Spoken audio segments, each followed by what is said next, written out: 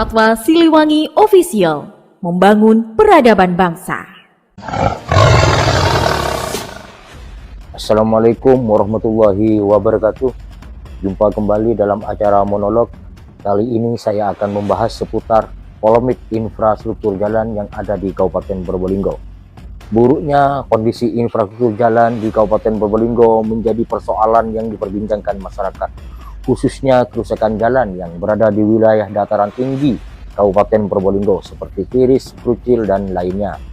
Komplain terkait kerusakan jalan ini pun mewarnai postingan masyarakat di akun media sosial, seperti halnya TikTok. Aksi protes dari masyarakat ini pun beragam, mulai dari aksi menanam pohon di tengah jalan, sampai kepada membangun kuburan di tengah jalan sebagai bentuk protes atas kondisi jalan yang rusak parah. Merujuk pada data dari Badan Pusat Statistik pada tahun 2024, dari total 905,81 km jalan yang ada, terdapat 226,93 km mengalami kerusakan berat, sementara 28,96 km dalam kondisi rusak sedang.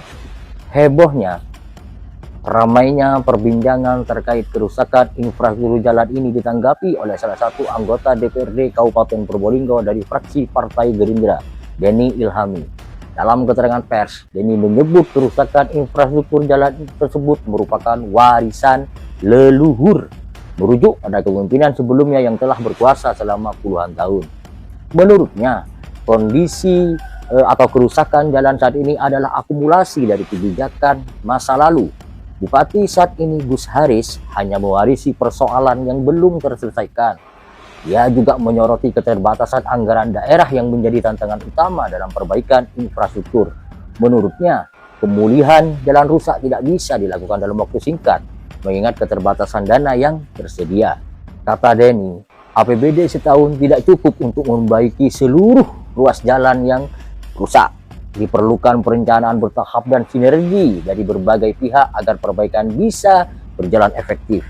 Ia berharap masyarakat dapat memahami kondisi ini dan tetap mendukung upaya pemerintah dalam membangun infrastruktur yang lebih baik.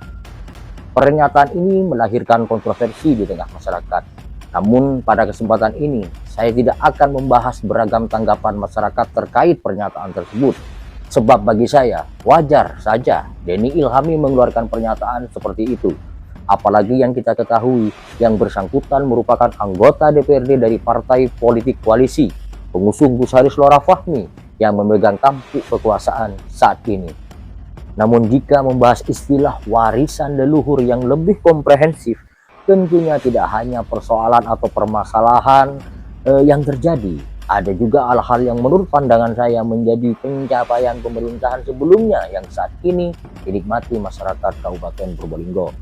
Contohnya, pemindahan ibu kota Kabupaten Probolinggo dari wilayah kota Probolinggo ke wilayah Kecamatan Kraksan. Semula pemerintahan kabupaten atau Pemkab Probolinggo berkedudukan di kota Probolinggo. Kraksan resmi menjadi ibu kota Kabupaten Probolinggo pada 5 Januari 2010. Penetapan ini berdasarkan PP nomor 2 tahun 2010.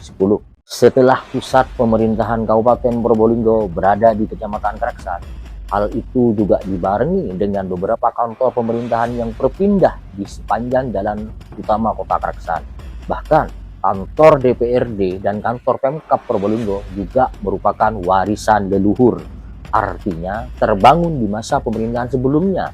Dan tentunya masih banyak perkantoran lainnya yang berpindah di masa pemerintahan sebelumnya, termasuk gedung Islamic Center yang berlokasi di Patokan Kraksan. Nah, kembali kepada persoalan infrastruktur jalan yang banyak mengalami kerusakan. Jika Pemkab Probolinggo mengalami keterbatasan anggaran daerah dalam perbaikan infrastruktur, menurut saya diperlukan terobosan lain untuk pengalokasian anggaran perbaikan infrastruktur tersebut. Contohnya, kekompakan dari anggota DPRD Kabupaten Probolinggo untuk merealisasikan proyek pokir atau pokok pikiran agar difokuskan pada perbaikan infrastruktur jalan. Bukankah anggota DPRD dari parpol pengusung Gus Haris Lora Fahmi sangat dominan? Kalau tidak salah, dari 50 total kursi DPRD, 35 diantaranya merupakan anggota DPRD dari parpol pengusung Gus Haris Lora Fahmi saat pilkada tahun lalu. Langkah ini menurut saya sebagai bentuk komitmen bentuk sinergitas dalam rangka membangun daerah. Ya, hitung-hitung bisa meringankan beban bupati dan wakil bupati dalam menghadapi persoalan saat ini. Coba pihak DPRD sedikit terbuka. Berapa anggaran pokir yang diperoleh? Mulai dari posisi ketua DPRD atau pimpinan sampai anggota DPRD lainnya.